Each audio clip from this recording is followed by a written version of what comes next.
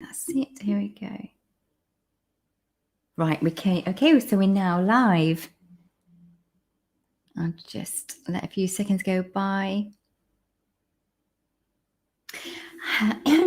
Okay, good evening and welcome to Equine Voices. My name is Ronnie and tonight's interview is going to be with June Wolfe, and she lives in Andalucia near Malaga and Granada, and she has a fascinating story about how they moved out to a farmhouse and ended up rescuing lots of horses, chickens and goats and many other things, many other animals. So I'm going to bring it in shortly and she can introduce herself because she's far better at telling her own story than I am.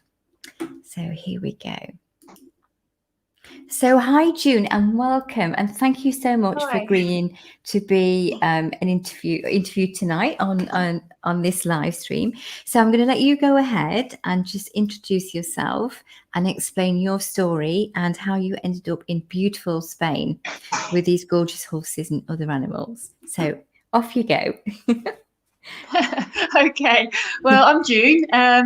And yeah, we moved to Spain 21 years ago, wanting to give our children a better life. We were on holiday in '99 with my parents in the summer, and they were looking at houses to buy, and we just saw these lovely old farmhouses and suddenly thought, wow, why don't we do it? So by the September, we'd sold our house and we were here Christmas '99, just in time for the millennium. And yeah, we didn't speak Spanish. The kids didn't speak Spanish. We dumped them into the village school. They were 9, 11 and 12 and they coped really, really well. And within months, they were sort of fluent in Spanish.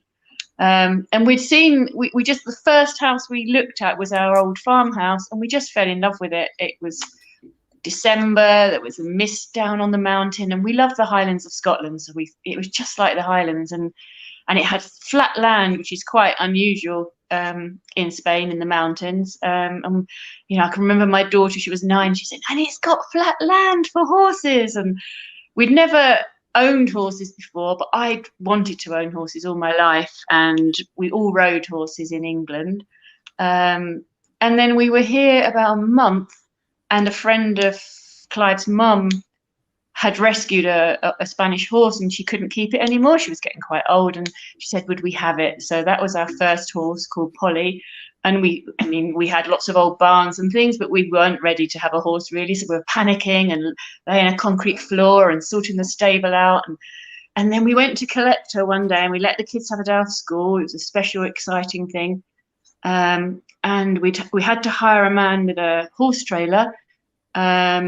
And before we could do anything, he'd got a whip out and he was whipping her to get her into the trailer. And obviously she just freaked out at that and we were horrified, and we had to give up, and we decided that we would go back the next day and walk her and ride her home over the mountains and through all these little villages and country roads. And it took us 10 hours.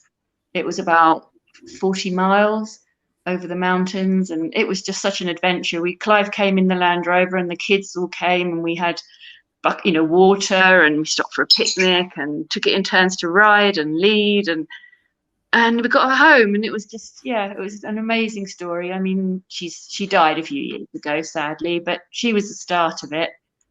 And then it just kind of grew, and somehow we seem to have this sign above us to dump animals, really. Dogs turned up, cats, and before we knew it, we were collecting horses as well. And then once Facebook took off, that was even worse, because then people kind of got to hear about us and they'd send messages and say, oh, we've got this horse and, would you have it? And it was, and it's so hard to say no, because it can be quite a hard life for horses in Spain and all animals, really. Wow. And all around us, there's you see horses just on ropes, tethered in the hot sun with no water and no shade. It's a very different life here. I mean, we don't have the acres that people have in England because there's no grass. So we have sort of quite big paddocks and they can all run around, but we have to feed them hay 4 times a day. And, it's a very different life. Wow. And you said, You didn't know any Spanish at all, so that must have been. No, only, cerveza and how to order Yeah. things in restaurants. But we had lovely Spanish neighbours, and they lived next door at the time, and the kids became kind of like their daughters, brothers and sisters, and they would go around for lunch when they got off the school bus, and they would just help us with everything, and I could go around and chat to them. And that's the best way to learn, just like children learn and how parrots learn. And I didn't have to study. And but sadly they moved into the village quite a few years ago now, so I don't get to do that chatting thing, which is quite hard now, because we don't have Spanish guests as a rule. And obviously you go to the shops and things, but it's not, I don't get to practice good old Spanish conversation every day. Yeah, that must be really, really difficult. So it's just, like you said, it's just when you're shopping that you get to yeah. speak. I mean, yeah, we can speak proper, not fluent like the children would at school, but we can make conversations. We can, say anything we need to do, and yeah, we can speak good enough Spanish to do everything we need to do. We don't need to have a translator, but yeah, it's fun. Like you said, that's the best way to learn a language. Yeah, I was lucky enough to live in France for a while, and my school French was very, very limited. But I learned so much by just being there, because the French would the area we was in, they wouldn't speak English. There was very few that would speak English, even though they could. But once they realised you would try, and then they would help you and they would engage with you. And I loved it. I loved just trying to communicate and try the language out. They really appreciate it, don't they? Yes, they definitely do. So so tell me a little bit about the ethical side of the riding. So you mentioned obviously you rescued the horses, and the having the tourists, and that it helps to fund them, because you don't have any funding, do you? No, we have looked into becoming a registered charity. It is very expensive. It's very there's an awful lot of paperwork, and it's so complicated. And every time we've looked into it, I mean, this time, well, in 2008, around the time of the big recession, a worldwide recession, things were really, really desperate then, and we had to sell our Land Rover just to eat, and we were so worried about how we could afford to keep the horses. And the thing is that they're my family, so I would never sell them. So that's a big problem, because a lot of them we've taken from really sad past lives, and I couldn't ever risk that they could get back into that that type of life again. So, to me, it's like selling my children. So we sold the Land Rover just to keep going. But we get through. And then obviously with COVID, we're in the same position again, because we started doing riding, well, holidays really, villa rentals, because we've got a very old farmhouse. It's really beautiful, and we've done all the work ourselves. So it wasn't a ruin when we moved in, but we had old barns that were sort of, half falling down, and we've turned them into holiday cottages. So to begin with, we were letting out, like a villa rental. People could come and have a holiday with a pool and the mountains and things. And then as we got more horses, we thought, well, the horses are going to have to earn their keep. So then we started to do riding. And that works out really nicely, because often we'll just get a family, maybe with children, and maybe one child likes to ride and the rest don't. And so they can't do the typical riding holiday where it's all very structured and you do this one day and you do. Sorry, my little parrotlet has started to join in the conversation. Here's another rescue that just flew in one day. People really, we were doing really well, because people could book us, and they didn't have to think, right, you've got to ride every day. We could be flexible, and they could have a day out sightseeing, and then their children could ride the next day, or whatever. It was so that was working really well. But we were starting to get the type of riders that I felt uncomfortable, as we got more, people got to know us more, and we were on different riding holiday sites, we were getting people that really just treated horses like machines, and they would, at the end of each ride, they would say, or at the beginning of each ride, they would say, well, you know, what percentage of this ride is going to be cantering? And I straight away, my heart would sink, you know, because it's hot here and the ground's hard and it's hilly, and I don't want my horses to be treated like machines and galloping around everywhere. And I'd come back from each ride so upset because, and I'd think, well, if I didn't have to put people on my horses, I wouldn't, you know. And I got to the point, I thought, well, what can I do about this? And it was really keeping me up at night. And then I wrote a blog about, I decided we were just going to do walking only rides. And I wrote a blog and I explained why, you know, and so many reasons, because I worry about their well-being. I mean, you see some of the people, you know, unbalanced, bouncing about on their backs when they're cantering. And, you know, we'd have a couple of people fall off and they'd say, oh, I lost my stirrup. And, you know, and they admitted it's nothing the horse did wrong. And I was thinking, oh my God, you know, they could die. And it's nothing to do, it's not my fault. It's not the horse's fault. So many things. I was just worried. I was getting so worried about it. And I wrote this blog and explained all these things really, and said why I felt that walking only rides were the way forward. And the response was incredible. And I had people saying, oh, we really respect, you know, you're so brave to do that, to put the horses before money and blah, blah, blah. But honestly, I thought I would lose business, and I actually got more business from it. And I got nice people. I got people that, I'm not saying that people aren't nice if they want to canter, but if you see what I mean, the people that come now, it's because they love horses and they want to be with horses and they want to just go out for a nice ride, enjoy the countryside, have a bond with the horse. And it's not about racing around, you know. Yes, yeah. Oh, it's been fantastic. Yeah. I mean, everybody, most people, it's been that long since I've done that, but most people would like to have a nice canter because it gives you that envision. But like you said, it's really hot, it's hard ground. And to me, it's getting to know the animal and experience and seeing the scenery with that creature and walking it. And I'd be quite prepared to walk on foot. And it's funny, I was looking at a lady, I think she's in her 80s, and she goes, oh, I saw that. Did you see? Well, I don't know if it's an old video, but there's somebody else I've seen, and she goes traveling all over and she's got an award. But this lady, she had a dog in a rucksack, and she goes from I can't remember, but she rides to John O'Groats, I think. So she does this every, and I was like, wow, that's just amazing. A woman. So fit for her age as well. Incredible.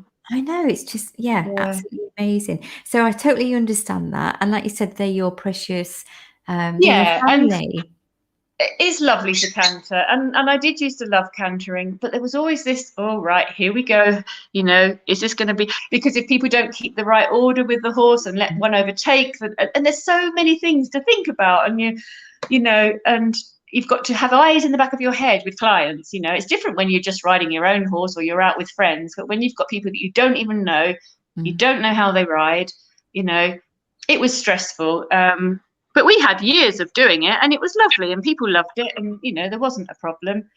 Turning my notifications off didn't work, did it? It's still making noises. Never mind. I can't hear anything. Oh, you can't hear it. Oh, that's good. So I can hear the parrot, but I can't hear the notifications. Good.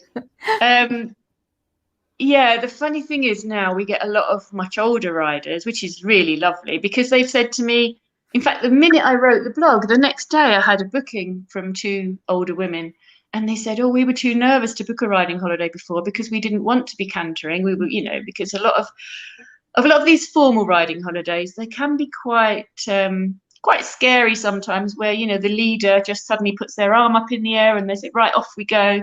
You know what I mean? And it's not what everyone wants to do, especially as you get older, is it? And you lose your nerve. And so, you know, people started to book and they're older, and it's been lovely, but there are other challenges, because sometimes, you know, they might struggle to get on and off. And we've had to rig up. We've made a nice big chunky mounting block now, but we had to in the beginning get hay bales sometimes so they could get down without hurting their knees, or they'd not be able to get their leg back over the saddle. But there was a really funny story once, because I had this really nice man, and he was riding every day, but each day I was like, oh, how are we going to get him off today? And I'd be worrying about it, and I even developed a way of having a hay bale, and then as they got off, I'd loosen the girth so the saddle kind of slid with them so that they didn't have to get their leg over, and it worked really, really well. But on the last ride, we came in, and the horses were quite sweaty, and we came in the gate and we're walking across the sand to where we get off, and the horse he was riding, Bonnie, must have decided that she was so sweaty that she needed to get down and roll, and he was still on her. And so he just did. She got down, his legs were astride her, he stepped off, and I said, oh, I trained her to do that because I thought that would be the easier way for you to get off. He just laughed. It was funny. But yeah, it could have been disastrous. Oh dear. So yeah, it's lovely, and it's just, and I'm just getting people that, they'll say halfway around a ride, oh, do you think the horse is too hot? Shall I get off and lead them? And it's just so lovely, So it's really, really working out. Well, was working out really well until COVID hit, and now I don't know where we're going to be once we start up again. I mean, the poor horses haven't really been ridden for maybe, well, at least 18 months properly, because we don't ride much in the winter anyway. So it's really summer 2019 since they were all ridden, regularly. So, but they're great because they live out. They're all bitless and barefoot. They're all very, very calm. And, I've got 2 Finnish girls staying with me at the moment for a little working holiday. And we've been going out every day and just taking each horse out, different horses. And they're all perfect, So I'm very proud of them. They're very sweet. So. Oh, they're very lucky. They're obviously very lucky to have landed on your doorstep, certainly. So I know that you've had, Bern was a gentleman that I interviewed, and he mentioned, because he was the one that mentioned you, and I remember him telling stories about you before. So the fact that you said that, I thought, oh, I remember that, Bern. So he came out and did some. Did he do like a workshop or something at your place? Yes, yeah, with the is it Master? Yeah. And it was lovely. It was really lovely, and the horses loved it. Yeah. He's such a gentle soul, such a kind man. Yeah. And also, what did the lady called Tracy? Tracy Cole. Yeah, she came out as well, didn't she? Yeah, she's lovely too. Everyone's lovely that comes. Yeah, and and we'd planned to do lots more. I mean, Bern was going to come again, and Tracy was going to, but obviously everything's been cancelled now. Well, to be honest, it was before COVID. It was when Brexit. Do you remember when Brexit first happened and no one was travelling? I don't know if it seems like a distant memory now, because it was almost like people thought that when the Brexit date hit that planes were going to fall out of the sky or something. It was that bad, and no one was booking holidays, and everyone was really uncertain about what was going to happen with the pound to the euro and all sorts of things. And it really did affect us. And really, it was just starting to look like it was picking up when COVID hit. So that was a bit of bad luck. Yeah, because on the news it was Brexit the whole time, and it was like, oh, for goodness sake. Yeah. And now, of course, it's COVID blended into COVID, hasn't it? Really. Absolutely. So where are you today then? I mean, how is it? How you're managing the horses? How are you managing to? Well, we're used to doing. Clive and I just do everything on our own anyway. So most of the time, we're on our own, and we've got a good routine, and we enjoy it. And it takes us about an hour in the morning to poo, pick, and feed, and so looking after the horses is easy.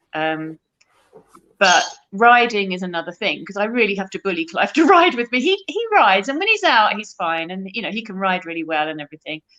But there's always something much more important to do, So I sometimes I have to say to him, well, look at it like a job. You've got to go and trim the weeds, and you've got to cut the hedge, and you've got to clean the pool. Well, you've got to go for a ride, So, but yeah, mostly I can't persuade him. But we were lucky. We had one of our Finnish helpers that came years and years ago, who's sort of become like a daughter, Minna, and she comes regularly, and she was here for the beginning of the lockdown last year, so we were able to ride a lot then, and then she came again this spring, so I was getting the horses out again. And now we've got these other two Finnish girls. One has been out a few times with her family on holiday, and that's how she knew about us, and she's come with her friend, so that's really nice because we're getting the horses out again. But they go on Tuesday, so. And then we don't have any guests until about the 17th.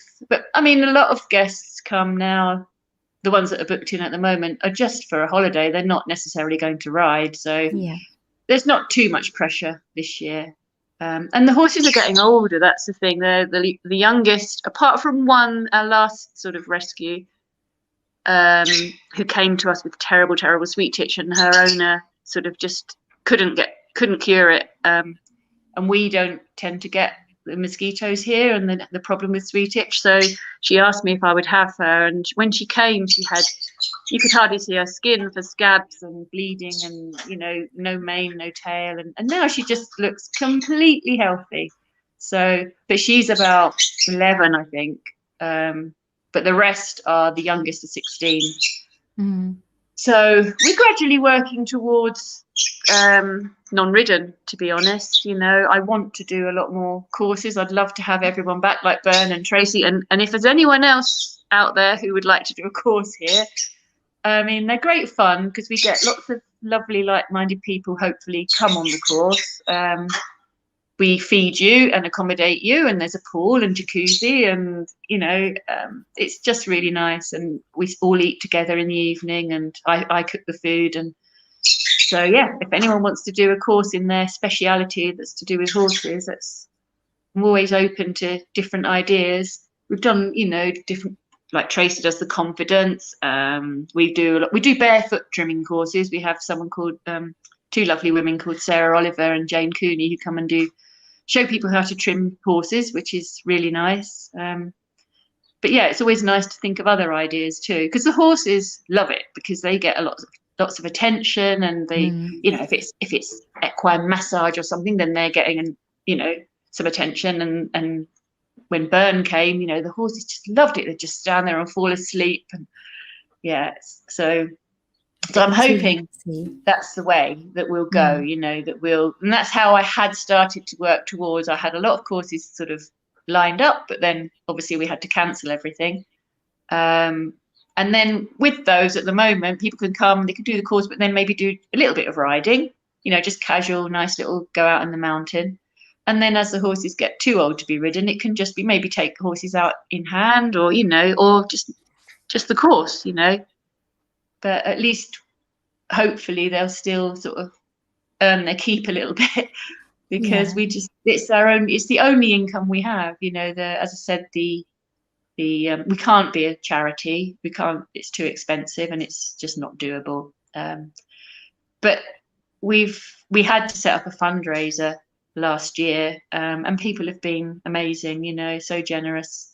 And we tried not to just purely ask for donations because that felt embarrassing. But I had lots of options. People could sponsor horses. They could, have like a nice little printout for kids and own a pony type thing. They could pledge a holiday deposit so that they had something to look forward to. Well, next year probably now. Last year it was this year, but obviously that's not likely to happen. And so I have about 40 holiday deposits from people that will turn into bookings. So that's something that's, at least keeping us going, thinking that, we can survive. But it's been really, really hard. Just trying to every day think of ways of trying to raise money. And we haven't sold the Land Rover this time though yet. So, we haven't got that bad yet, but and we've had no guests, so we've just cut everything down. We've unplugged everything, and just cut our overheads down as much as we can. And so it's really I mean, it's difficult for everybody, but when when you've got animals to feed and to care for, and you like you said, your income is through the horses, that's just Yeah. Yeah, quite Yeah. stressful, not quite stressful, very stressful time. So, and again, making plans, it's difficult because you can have ideas, but it's date wise, isn't it? So like you said, it's going to be Yeah. it's going to be next year as far as Yeah. we know, is holiday wise. Because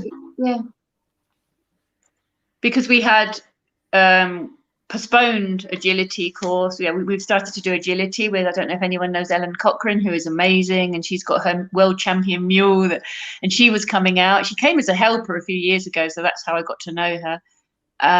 She was coming out, I think last May, and then that we tried to think about maybe postponing it to September, and then we postponed it to this May, and now we're going to do it next year. And the same with the barefoot trimming course. And I think everything's got to be next year, fingers crossed.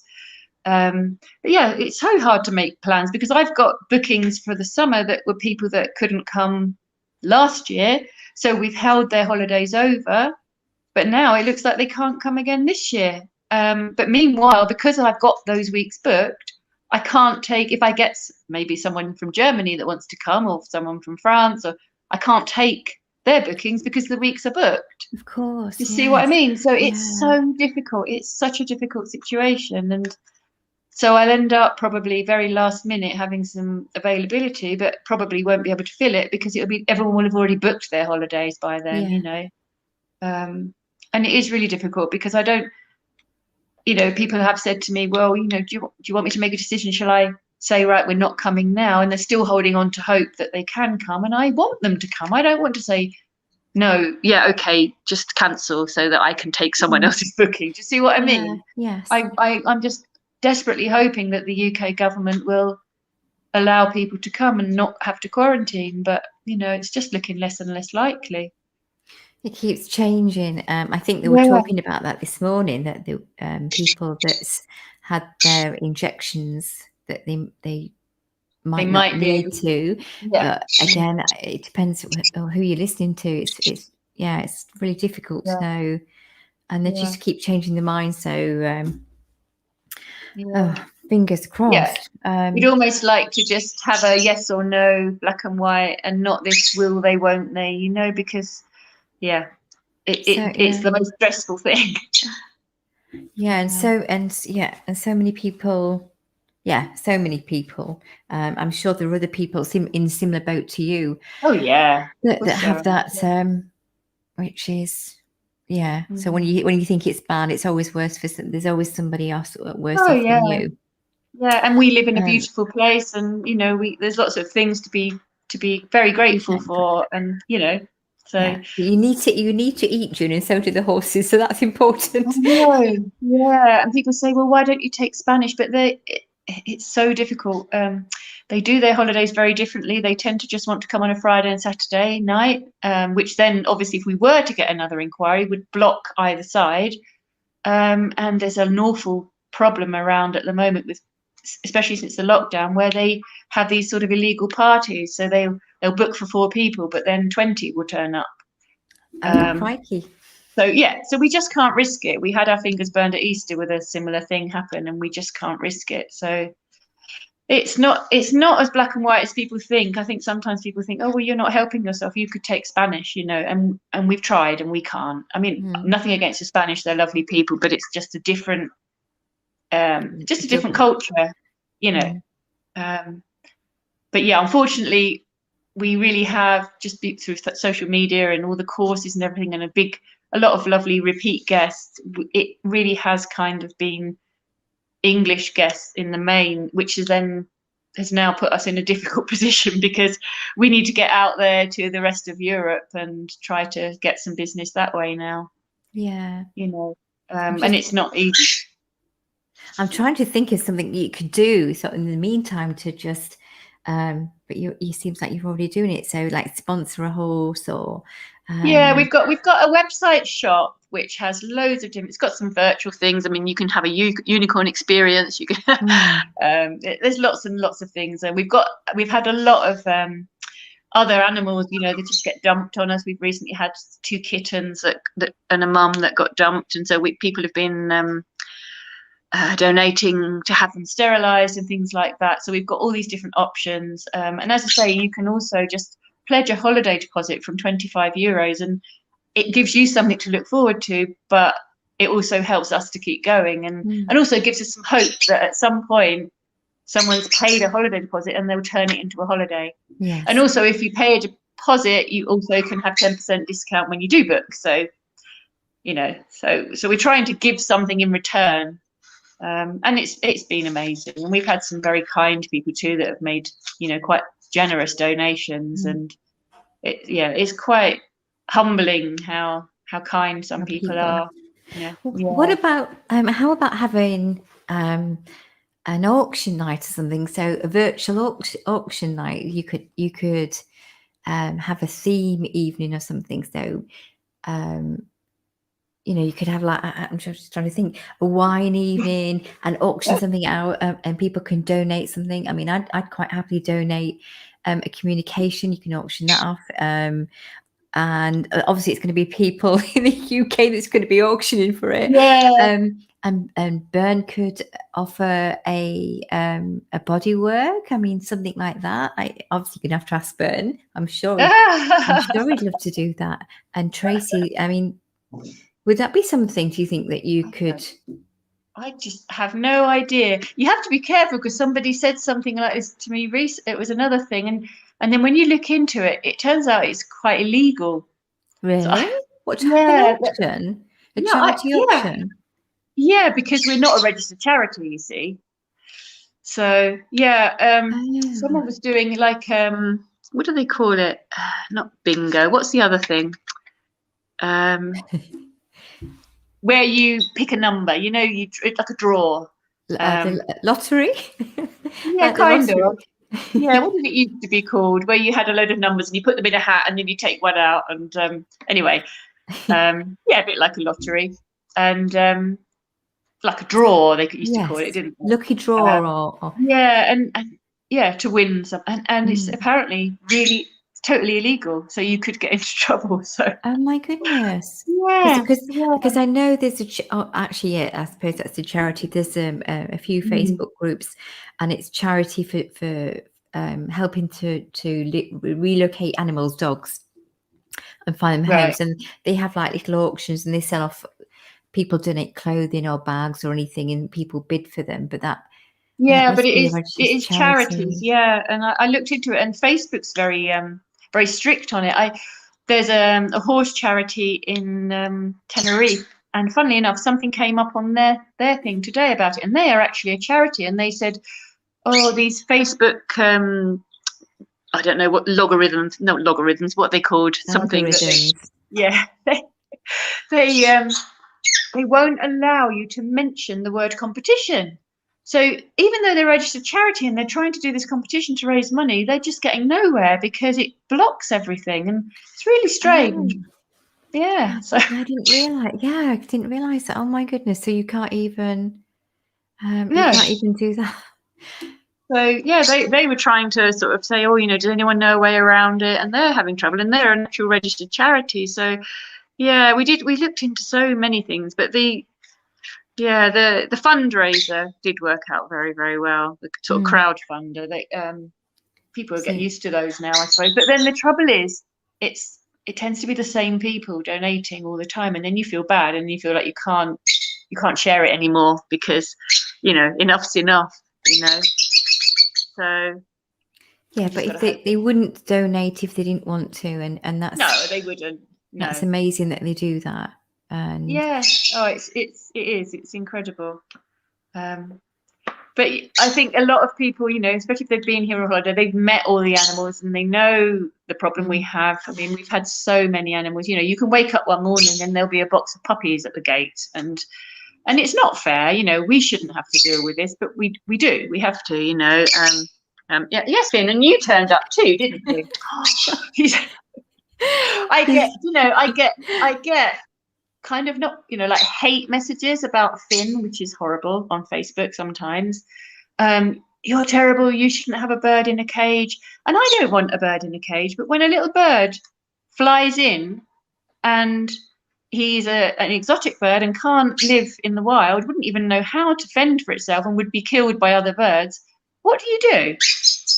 You know, he can't live with other birds, so I couldn't take him to sort of a rescue centre, Avery, because if you Google parrotlets, they're quite antisocial birds, and they will not live with any other bird. But I let him out every day, and he sits on my shoulder and he helps me type, and he drinks my drinks, and he's just a lovely little thing. And yeah, so he's very happy, as you can hear. Yes, Finn, he likes to interrupt me. It's like having a child, you know, toddlers. As soon as you're on the phone, I'm surprised the dogs aren't bothering me. They're very quiet. I can't hear they the are. dogs. We've got a new foster because my daughter has recently moved to Spain last year, thank goodness, with her husband, and she ended up fostering a dog that needed, because they thought they were going to have to. They worked in the Maldives, and they thought they were going to have to go back. You know, it was just a holiday home, and obviously with the recession they didn't, but they wanted a dog, but they didn't think they could have an actual, you know, dog to keep. So she thought she would foster dogs, and then she could say, well, sorry, but I'm going back to the Maldives, so you'll have to have the dog back now. But at least it was doing a good, kind thing. And now that she's here permanently, so she did keep one of the foster dogs, but she's fostered loads of dogs, and she's got in with the rescue centre. And we thought, well, we've got no guests, we've got no reason, because normally we've got 2 dogs of our own that were sort of rescue dogs. One was dumped at the bin and called Peanut, and they become really popular with the guests, and it's lovely, and they love the guests. But you have to draw a line, because you have people sometimes who don't like dogs, you know, believe it or not. They come to a farm and they don't like dogs, but so you've got to keep it so that you know that your dogs are well behaved and they're not going to bark and everything. And obviously if you take a new dog, you don't know whether that, you know, it could bark, it could cause problems. But because we've got no guests, I thought, well, and there was this little dog at the rescue kennels, and well, little dog, it's a big dog, and I kept seeing it, and I went with my daughter once, and I thought, oh, poor thing. And so I persuaded Clive that we could take it, you know, just to foster it. And he's lovely, but he's big, and we're not, at the moment, we haven't had any luck finding an actual adoptive home for him yet, but he's a very sweet dog, so hopefully it won't be too long. Hopefully by the time we've got guests again, he'll go. I mean, you know, it's tempting to think we could keep him, but obviously it's another mouth to feed, and we just can't do that. So but at least I feel like I'm doing something helpful at the, you know, to make the most of the situation. Yeah, absolutely. I mean, you come across as a caring, lovely, positive lady, from the little bit that I know of you.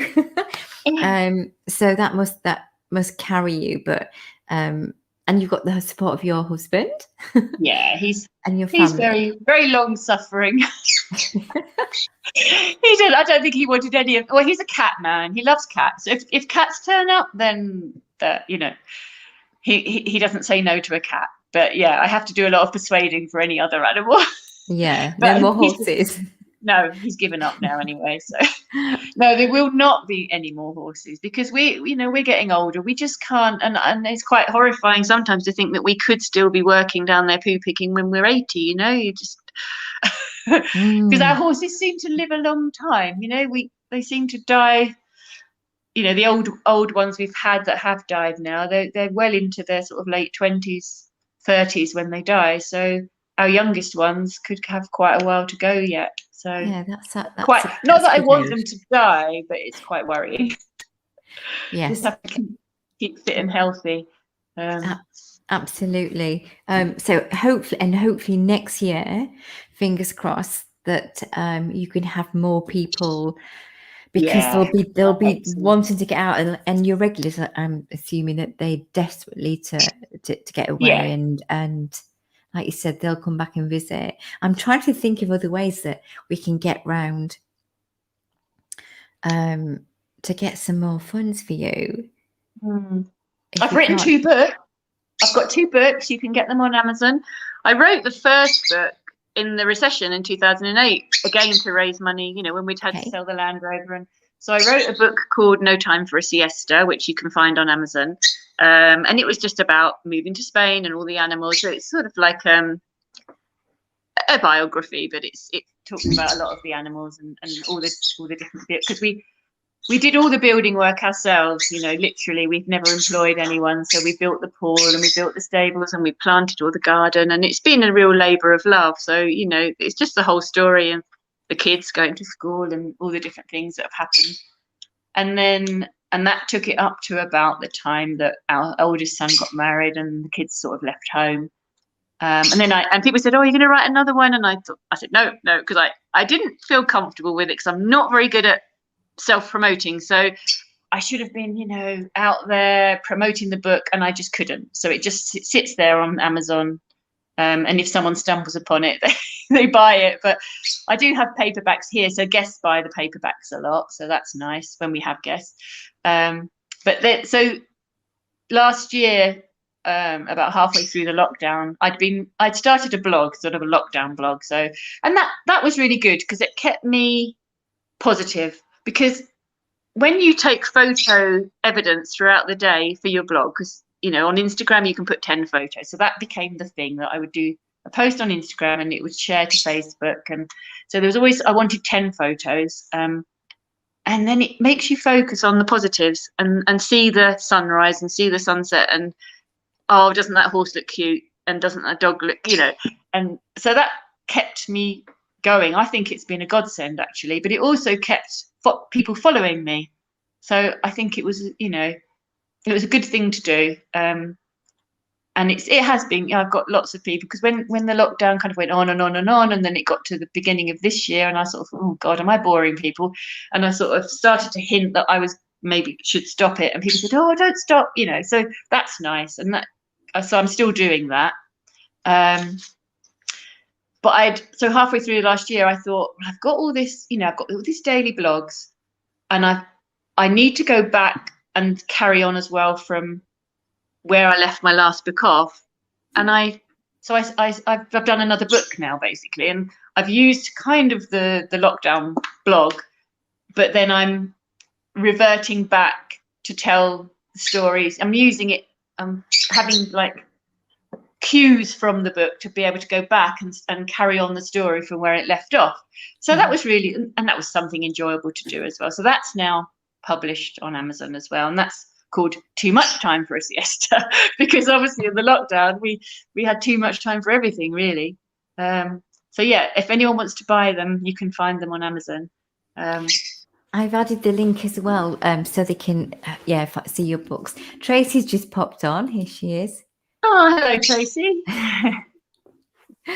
Oh, thanks, Tracy. She's a lovely lady. It's funny. Yeah. I just noticed you through. We just seen her on Facebook, I think, and just commenting, and we sort of got to know each other just a little bit from that. And then Bern, when I posted about doing Bern's interview, I didn't realise Tracy knew him. So it's such a small world. It's a small world. It is. It really is, isn't it? But she's a lovely lady, and actually she did a little. I think she did a little video for my community group, which was really kind of her to do. I'm still racking my brains. What can I do? I mean, I'm quite happy to put something on my own page just to say I'm offering a free reading. Actually, I wonder if you can do it that way. I'll do a reading for somebody, and instead of paying me, they can donate it to you. So I wonder if we could get around it that way. I have to look into it. There must be ways around it. I'll have to delve into that and find out. But I can definitely do that without advertising. Well, I tell you how, it's very, very kind of you. But what we can do is add it on the website shop. Yes, do that then. Yeah, absolutely. Because then whoever wants to do it or wins it or whatever, can then just pay for it on the website shop. Yes, absolutely. Yeah. And I can do. So I normally do it in person, but I can do distance, so don't have to be there. So we can do it as we're talking now. So it doesn't have to be anybody in this country; it can be anywhere. Is it something you do? As like, would it be something you'd be interested in to come out to Spain and do a course? I'd love to when we could travel. Yeah, exactly. Yeah. Yeah. No, I'd love to. Definitely, Does it definitely. work? I mean, how does it work? I mean, I take it normally you do it with people's own animals, do you? Yeah, I've done a workshop. So I went. Oh, okay. I think was it last year or the year before? No, it must have been the year before. No, it wasn't. It was last year because we was allowed to go around in August, and I managed to do a day workshop, and I was going to do a weekend workshop this year, but because of how things have been, I didn't really want to sort of plan it and then it to not to go ahead. So it hasn't happened. But no, that would be something to talk about and Yeah. but definitely interested. But Right. but yes, Yeah. you can do it. So I'm happy to do. In fact, I'll donate two. And normally people, it's £40 in sterling. So I'll donate two, and Oh, that's so kind of you. it doesn't have to be in this country. Yeah. So so you can add that to whatever. Tracy just says, "Love therapy workshop in Spain. Yay!" Tracy, you're gonna have to come. So people don't have to be with their own horse. That's what I'm saying. So they could come out and do whatever you're teaching them with my horses, or Oh yeah, so if it's a yeah. workshop, I would do it's basically introducing people to communication and what exactly does it mean and how that everybody can do this, and they're probably doing it without realizing, and you definitely are because you were listening to your horses. So it's about that and just showing them a little visual, but to experience it themselves. And that's what I did at a workshop. We had a little chat first of all, and then they went off and just practiced with horses in pairs, which was lovely. Our So horses that, love that. yeah, and even my tutor that teaches equine massage, she came along, and I was so honoured, and it was lovely to watch her, but to hear her feedback as well, because most body workers are intuitive as well, because that's what they're listening to as well as Yeah. what they think Yeah. the skill is. They listen to their intuition. But yeah. Brilliant. Yeah, as I So say, if anyone's listening and they have anything like that they do, like equine massage, and I mean all those sort of things are so nice for our horses too, because they get a treat, and yeah. So And it's also when you're around horses, so you don't have to be. It's not all about like you said, the riding. It's just spending time with them because they're so therapeutic yeah, and so yeah. healing, and they just allow you to get in touch with your own emotions. And again, that's something else that I teach is understanding what that means. It's not just about the horse, it's about what they're relaying to you and what's that telling you about your own emotions, your own feelings. And quite often you get loads of tears. If I get tears when I go see a client, that's a good thing, and they've released something. Would you find that if a horse had a bad past, it been abused or something, would you feel that? Would that come out, or? It depends, because for me, it's very much about what's going on now. So when I go out, it's very much about the present time. I don't delve into the past unless they want to show you it. And what they tend to do is give me something from the past to as verification that I'm connecting to the animal, or just to share something. When I first used to do the communication, you can get quite graphic things, but I don't necessarily need that for what I need to do, because my work is probably 10% the animal and 80% human. It's a human that I'm wanting them to see what's going on with the horse and what's going on with himself, because at the end of the day, it's them that the human the person that's going to make the changes. The horse can guide them, but if the human's not on board, it's going to stay as it is. So that's where it's sort of aimed at. And it's just naturally sort of gone in that direction. So I don't ask about the past. unless it's relevant, or they decide to share with it. And it's like everything, they don't want to just give you their life story. It's not about me going there saying, okay, tell me everything that's going on with you so I can tell the human, because they can be lame, and as long as they're not in severe pain, that might not be their priority. Their priority might be, I need you to relay this to the human, because that's what's causing problems, or that's causing a block. And I need them to let that go so that they can see what's going on with me, or so that I can get closer, and then they can hear me themselves. So it's does that make really sense? Yeah, but yeah, as long as it doesn't turn out that all my horses hate me or something. Oh no, God, why would they? Do you know what? I would, if one ever said that, I would never say that anyway, because that would be hurting a person intentionally. I would say it in a nice way as possible, that this horse isn't meant for you. God, what if you did get those sort of messages? That would be embarrassing, wouldn't it? I've never. You've not had anything Horses like that. don't. Some people do. I know some people said, "Oh my God, that," But if you look at it this way, if you were the person, and your horse was saying that, and I said that to you, you would either block me, you'd shut off, and you would not want to hear it, because it would be painful, and it There's would no be point in saying it. judgmental. So you'd go away, and it would be not a nice experience. Yeah. So for me, it's about connecting from the heart to the heart, because whatever that person may be, you're hoping that little chink, that little light, they can feel it, and then they are putting actions into place for what needs to be done. And you're giving, when I say giving them the power, I don't mean like ego power. You're letting them see that and come to their own conclusion that that's what needs to be done, because it's not about belittling people and making them feel inferior or bad about themselves. You want them on board, so you do it as empathetic, if that's the right word, and as kindly as you can do.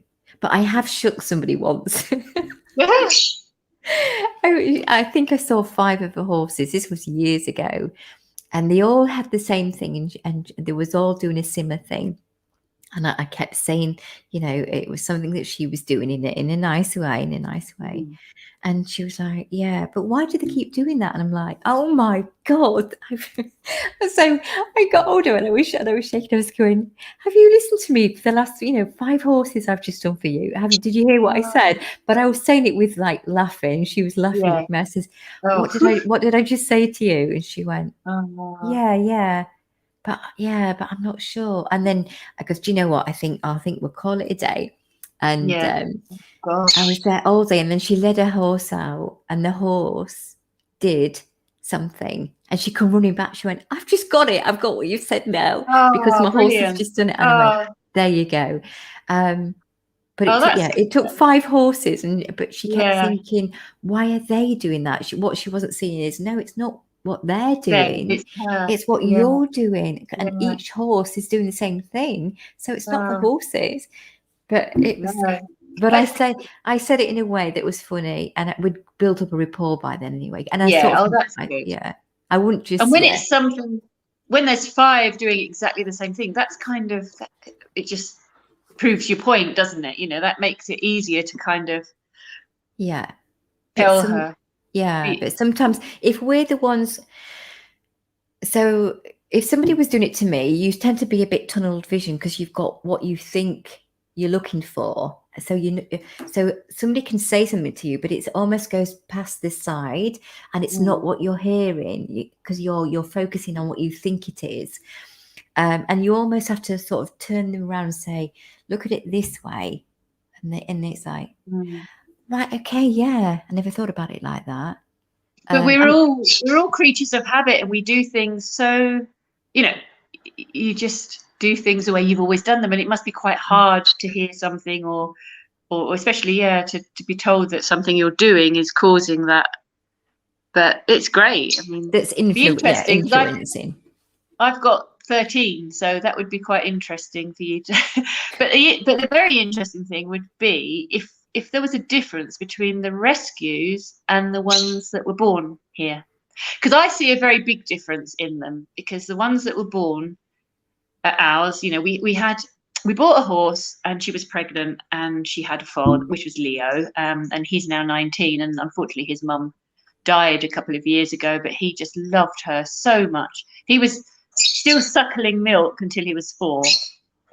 And then we had to, and also from just turned 1, he fathered his first foal with one of the rescues, which we didn't expect. So that was a bit of a little accident.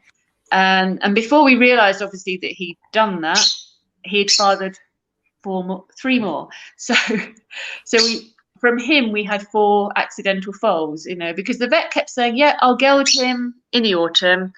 And then the flies would come, and then when the flies have gone, I'll geld him. But then it would suddenly get too cold, and he'd say, oh, I'll do it in the spring. And so by then, he was about 18 months old. And yeah, we had all these foals due, and we didn't even, you know, we hadn't realised that he, at that age, at such a young age, that he was, getting up to things. But he would be off making babies and then going back to his mum for milk. So, you know, we just didn't really put 2 and 2 together, which was a bit silly. But anyway, I wouldn't be without the foals. But the interesting thing is, so we have Leo, and then we have his 4 foals who we still have, and they're all, you know, 16 is the youngest now. Leo's 19. And they're just very confident, and they're just, their whole character is very different to the rescues. They're all lovely, and they've all adapted, you know, they're all very happy now, and they're very calm, and they've got over whatever traumas they had when they came to us. But there's a definite difference in, and I don't know, I can't really explain it, but they're more horse. They're not scared to be a horse, whereas the rescues are very much, they've been dominated, so they hold back, you know, and you've got to be, I don't know, it's just sad. Well, they don't ever forget. I mean, as far as I'm aware, because obviously this is from my perspective, I can't talk about everybody else, but they don't, it's not like us, they don't think they have, they don't think about it the way we do. That they're very much, as you know, in the present time. But their muscle memory, that the memories of what happened will be imprinted on them, right? And that stores there. That is there, and it's the same as people. You know, we can't always recall what happened or why we feel nervous, but we react to it. And dogs are the same, aren't they? So and we have triggers, and because sometimes they don't necessarily remember the actual event, but they remember that they have to react when something similar to that comes along. So say like a trailer loading, something happened in a trailer. They don't always think about that actual event that's happening in the trailer, but they know when they get to the trailer that they react. So they remember to react, if that makes sense. Yeah, they don't seem to forget. Well, they do forget, because obviously if they didn't, we wouldn't be able to get them through the problem and be able to, you know, for instance, one of the more recent horses we took on, the previous owner said, oh, you know, if you need to have her feet done, she has to be sedated, because we took all the horses when the foals were first born. We decided that we saw their beautiful little feet. And at the same time, one of the mums had a terrible trauma with a farrier, because the farriers are quite brutal here. And I hated it. I hated the farrier coming, and he'd sedated her and he'd blown the vein in her neck. And the vet said she could have gone blind. And so she was the reason, Capri, she was a rescue horse. And she was my favourite ever horse. She was just so lovely. And she's died now. She was 31 when she died. But after the farrier blew the vein in her neck, she had this terrible pain in her head, and I thought, oh, is it her teeth? And I got the vet out, and she said, no, it's not her teeth, and she told me what had happened. But so she was the reason I went bitless, and I just could not believe the difference, taking a bit away from them, you know, that every single horse just was calmer and happier. And so I was like, you know, and so from that moment, I took all my horses bitless overnight, and it was just amazing. But then at the same time, I had this awful farrier, and I looked at the foal's beautiful little feet, and I thought, how can you nail nails into those gorgeous little feet? So I went barefoot as well, and we went on the course, because you can't get barefoot farriers here, and you couldn't at the time. And thank goodness we do the feet, or say the royal Clive does the feet now, because we wouldn't be able to afford now, with no income, to have their feet done. But Clive's done them for years, and he's a precision engineer, so everything he does is so precise. So he took to trimming horses' feet, like a duck to water, and he's very good at it. And they're all totally sound, but it's their feet are gorgeous. And that's yeah, interesting because, sorry, because your ground's really, really hard. So really hard. Yeah. And they're oh gosh, I mean, when Sarah and Jane come, they can't believe how you can't. Clive actually has to use a battery angle grinder with a sanding disc on it, so he doesn't have a lead or anything. And because their feet are so hard that a file just hardly touches it.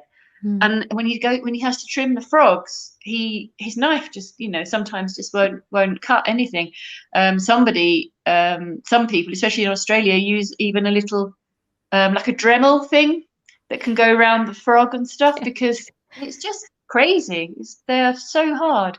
But yeah, they deal with all the stones and everything so well, it's easier for us to say, oh yeah, take your horses barefoot when we live in a country where their feet are so hard. But I can understand how it isn't as easy when you've got rain every day and soft feet and smelly feet. You get a bit moisture and mud, and then I mean, we don't have to put up with anything like mud fever or any of these rain scald, or we obviously do get rain, and that we don't rug everything. We do everything as naturally as possible, because that's really evolved from the nervous rescue horses, where you just want to take everything away, and make everything as kind as possible and stress-free as possible. And this horse going back to this horse, the previous owner said, you can't touch her feet.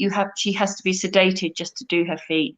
And I use clicker training, and I just sat with her with the clicker and the treats, and I just touched her leg, and when she accepted that, clicked and gave her a little treat. And I'm not joking, within about 10 minutes, I was picking all her feet up. And it was and the same horse was so frightened of being caught, she wouldn't let you catch her. And she's got scars all over her nose because they just permanently kept her in a head collar so that they could grab her.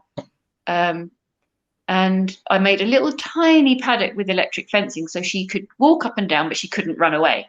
And I sat on a little mounting block stool, and I, again, with the head collar and the clicker and treats. And when she sort of got brave enough to just come over towards the treats, I'd get her to touch the head collar with her nose and click and treat. And again, within a few sessions, she was putting her own head into the head collar, and we've never ever looked back. She has no problem at all. She always lets me catch her. Sometimes when I go in the field, because all the other horses just, they want to come out because they love clicker training, and they love, agility, and they love to go out for a ride, and you can't stop them coming out. It's like, me, choose me. But she'll always look at me and take a few steps away from me, as if to say, I can still walk away from you, But then I just say, stand, and she just stands, and okay then. And it's really sweet. I love that she still does that, but she doesn't run away anymore, and she doesn't put up any fight, really. She just has to prove to me that she can if she wants, by doing the couple of little steps, It's really funny.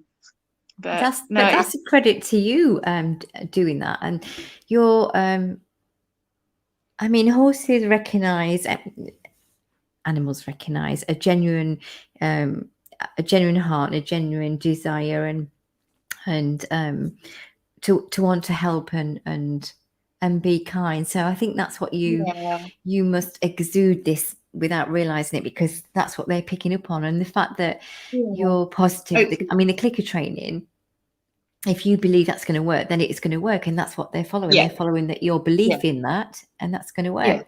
I know it works because I use that with my own mare to get over my own obstacles with my nerves, and I love it. It's good for focusing, isn't it? It is, and they don't have to. You don't have to do everything perfectly, and my mare would understand what I was asking by the click, and I'd cluck to her, and she'd know. So even if it wasn't the correct way for another horse person to be doing something, she'd be saying, okay, that's what Ronnie wants me to do. Yeah. And she wouldn't do it if she really didn't want to do it, because it would literally be a grain. It would be a tiny, tiny thing. And then it would be a scratch. And because sometimes I used to think, oh, I don't want her to think that she has to do that. I'd know the difference. If she was doing it because she just wanted a treat, but she really wasn't in the mood, there'd be a different energy around, a different look. But sometimes, when I've done it sort of on consecutive days, she'd be like at the top of the field, are we playing today? And I'd be, okay, in a minute. And she'd be waiting to play. Yeah. And again, it That's wasn't what just I like. for the treat. No, I think that's what I've found since I started doing clicker training, is that we did a clicker training course once, and it was so funny because they would all be in line watching, and then and almost like, choose me next, I want to do it. And one day one of the horses, she's my lovely old rescue Capri's, the one that had the vein blown and start of all the barefoot and the bitless, and when I rescued her, she had a 1-year-old foal, who's half Belgian draft, so she's this big chunky thing.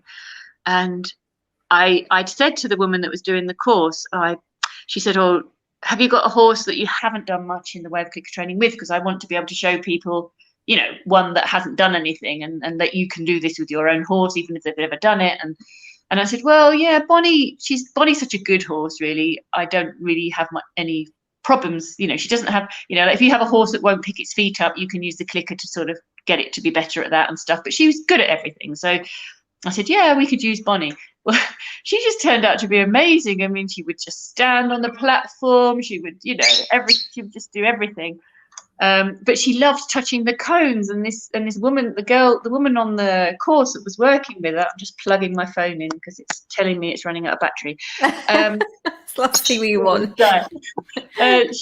She was teaching her to, have cones that you could go in and out, and she was teaching her to touch each cone. And then the session ended, and she went to put her back in the field, and then Bonnie just got loose and ran into the arena again and touched the cone, and it was just so cute. It's like, I want to keep doing it. And that's what I love about clicker training. They get so enthusiastic about, and they just genuinely enjoy it, Yeah, definitely. Really nice. Yeah. I used to be in the field doing so my mare used to share with another horse. It's my close friend, and was she 28? She was an older girl, bless her, big horse. And if I was doing clicker with twos, and sometimes I'd video it, and I was doing clicker, and the next thing you'd see this big horse walking between you and the camera, and she wanted to join in and play. Bless her. So she used to come down and play and do bits and pieces. Lovely. I love it. Yeah. And it's like with the girls here now, I said to them all, could you, you can, in your spare time, if you don't have anything to do, you can go and groom them, because they love being groomed. And they said, you go in the field and you start grooming one, and then the others all come around and groom us, and they love the attention, which is so nice, Yeah. Because then you don't feel bad about if you're taking them for a ride or something, because they obviously they enjoy it. So, if I went to get a horse and it didn't want to come out, then I wouldn't want to take it out for a ride. I think you need to listen, and if they tell you that they're not happy with something, then, unfortunately, when you run a business, you can't always 100% do that. If a horse doesn't look particularly that keen on going out for a ride, but you've got people that are turning up to ride, you can't go, oh, well, we'll put you back in the field, so you can't always be that perfect, but it's nice when you can. Yeah. And I think they're quite forgiving. They don't expect perfection. And at the end of the day, as perfect as you want it to be, we all have to do things we don't want to do. And it's not like we don't use whips, we don't use any force at all. They don't have bits, and we just go out and they have a nice little meander in the countryside. So even if they don't particularly think that they want to do it that day, although I can't say that they ever really give me that impression, but it's not such a terrible thing for them anyway. No, So they have a good life by the sounds of it. yeah, Good life and everything they need, everything that they need, and lots of attention, and lots of love, which is yeah, at the end they of the do. day, Yeah. and full tummies. Yeah, it's very hard though, because the hay, you don't have English hay here. It's, like your hay is sort of like a dried grass. It's a whole crop, so it could be a wheat crop or an oat crop, and they cut it when it's green, so it still has the seed head on it. And that's all there is here. Grass doesn't grow, so that's what you have. And I mean, some horses just only have straw. So our horses have this whole crop that's cut green, and it is lovely, and it's fresh, and we get we got a really good farmer, and we get the consistent hay all year. So they have the same diet every single day for every meal, so that we don't have laminitis, we don't have colic, but we can't ad lib. We cannot give them, and I beat myself up about it. I've tried, and I know some people say, oh, but they get used to it, but they don't. They get obese because it's got the seed head on it. It's not like English hay. And you imagine if you just let them pig out on that, they would be so ill.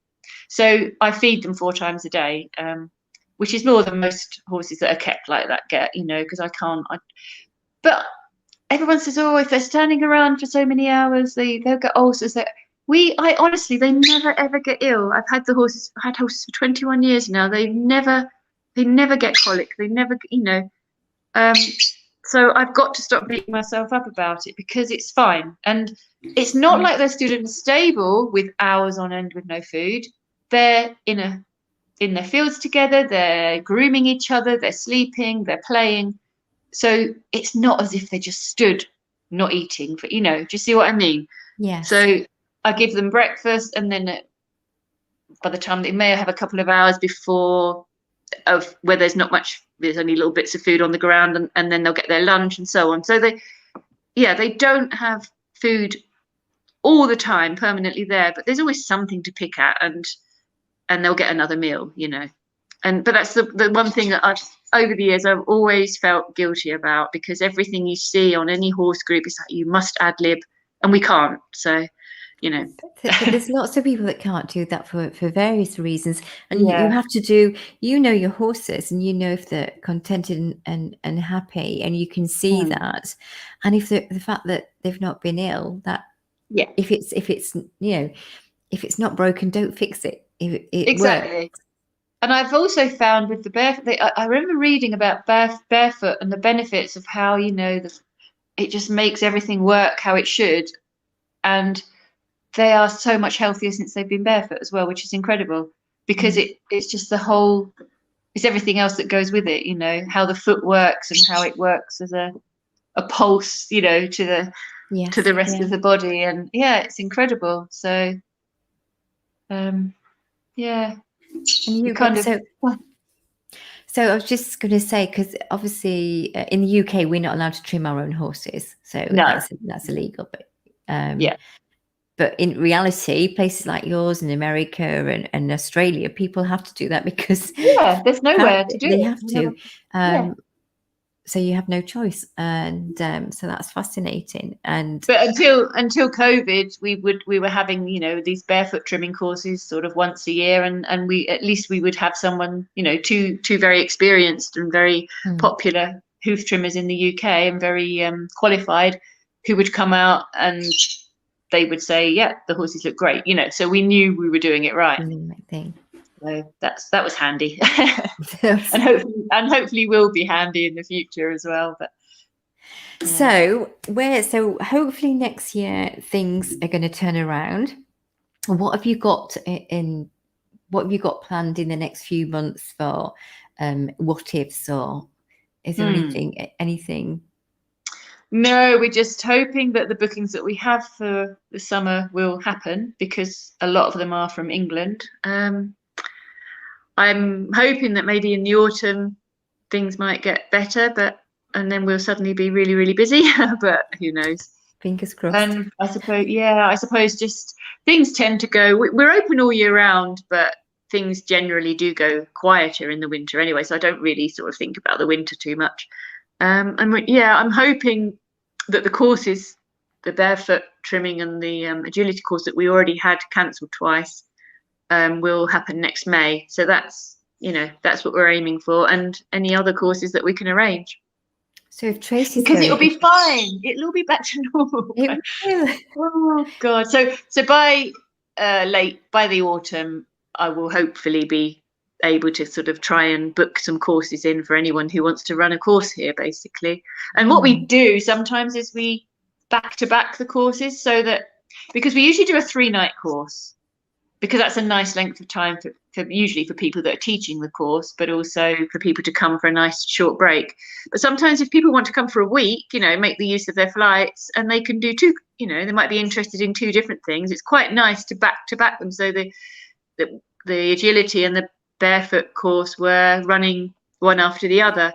So people could come for a week's holiday and do 2 courses, or, that's quite nice as well. Or just come for one, or, yeah. What about doing something like, again, I don't know where you'd stand for this. So, when people come for not therapy, because that's a different thing, but where they get to just be with the horses and just get back to nature, something really simple. So again, I don't know how the insurance works out, but where they could come along and they can interact, because you don't have to actually be right next to the horses to interact and to benefit. You can be watching them, because definitely. the energy they gave off has an effect visually and on a vibrational level. So something that you could do, like a simple weekend where people can come out and just get back to nature and just chill without any pressure or anything, but just almost like being in that moment. That's something you could do. Yeah, we had a yoga retreat as well, and that had, we did riding in that as well. But you could also incorporate, like you say, just hanging out. We have guests that have just booked the cottage as a sort of self-catering accommodation, who aren't even into horses, but they'll go and they'll, like you say, hang out at the fence and watch the horses, and they'll come back and tell me things about them, and I think it's great. And they don't even know anything about horses, and they'll say, oh, they did this and they did that, and they find it really fascinating. So, like you say, it's just a really relaxing thing to do, isn't it? To stand and watch. But promoting that, so somehow to promote that, to get that across to people that wouldn't necessarily know or be aware about it. So promoting it, that's something you do. Oh, heck. Jane would be a good lady. There you go. Would you be interested in holding an equine people healing course? Yeah, definitely.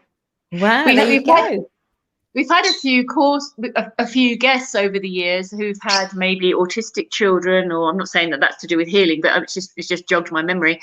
And someone that even worked with Down syndrome, and she said, "Oh, would I be interested in having, disabled people here for a holiday?" And I said, "Yeah, because it's what our horses do best, really. They like hanging out with people, and they like, because we've now sort of we're taking more older people, maybe who are nervous or beginners. We often just walk with the horse and lead them, so the rider's being led out into the countryside, and it's really nice because they feel safe. And I don't mind walking along next to a horse. But that's obviously a nice thing to do with disabled people and people with all sorts of, health problems. And we do find we get quite a few people that come with that sort of, with problems as well. Like I say, we've had autistic children and it's amazing the bond that they have with the horses.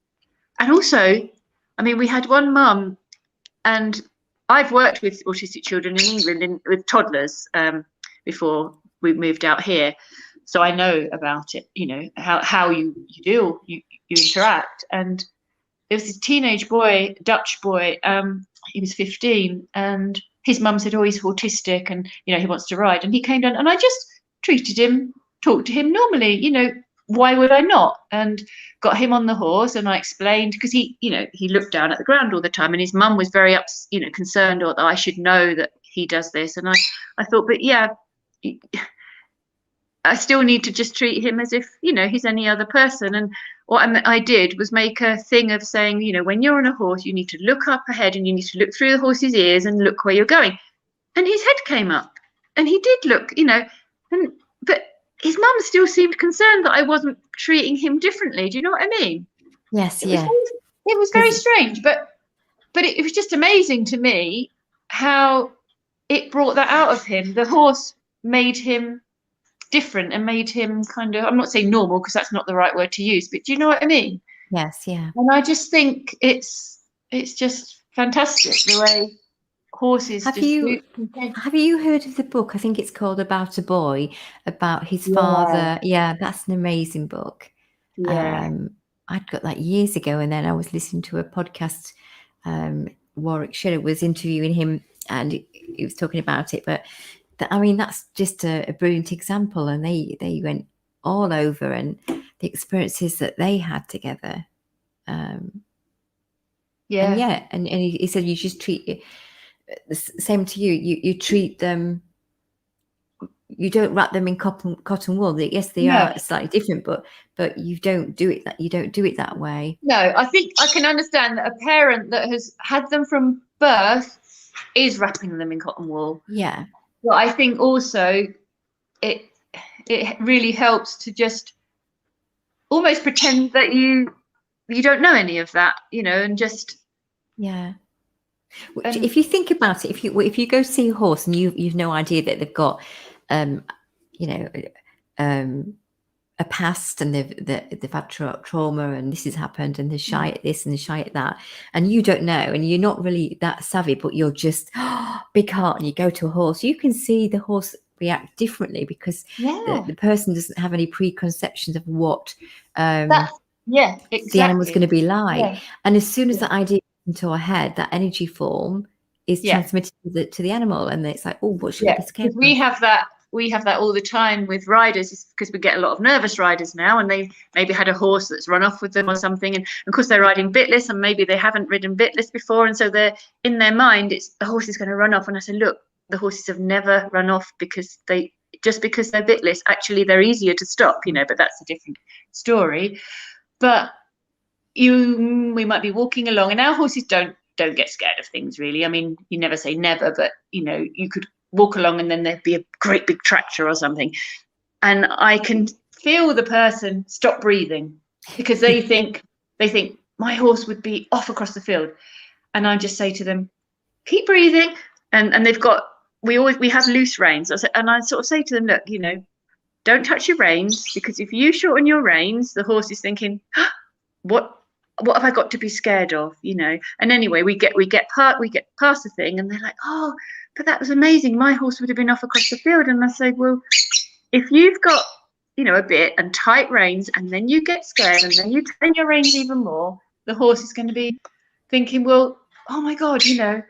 And because we ride with sort of washing line reins, and there's a smile in the rein, and there is no tension going down, so even if they are sitting there and, you know, and forgetting to breathe and stuff, if they can not touch the reins, you know, you're on a winner straight away because the horse isn't sensing it, you know.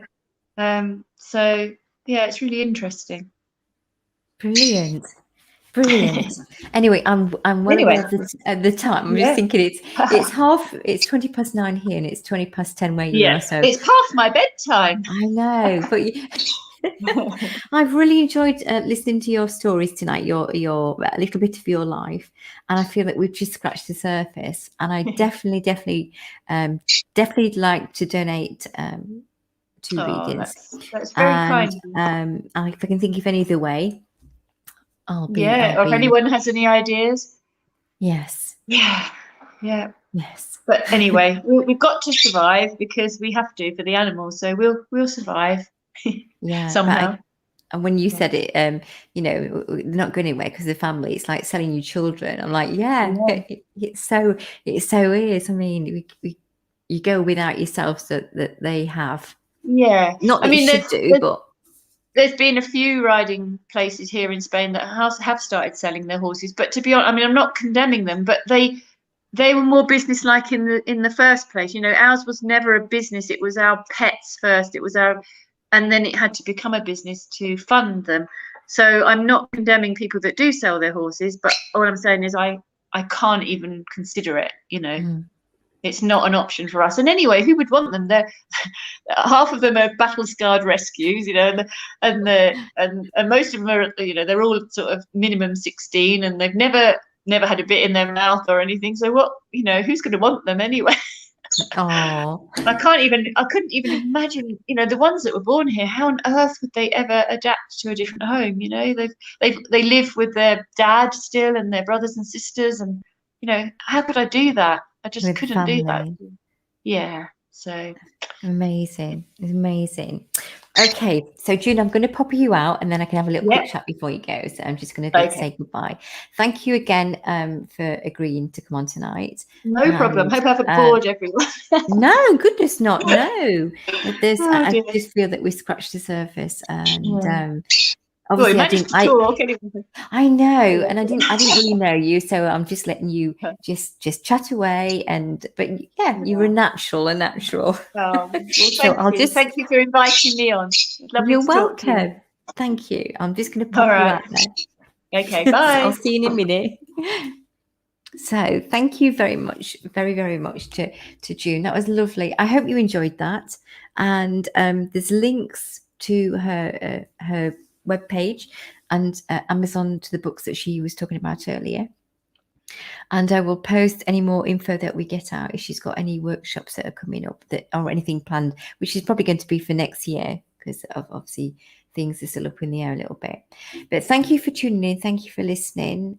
If anybody has any ideas or you want to contact June, you can do that through her webpage and message her, and she'll get back to you as soon as possible, especially if you wanted to go out and do any workshops, which would be a great help because, as she's mentioned, she is self-funded. So they have to pay for the horse keep and everything, but they are family, so they're not going anywhere. So thank you very much. Have a lovely evening and catch up with you all soon. Take care. Bye for now. Thank you.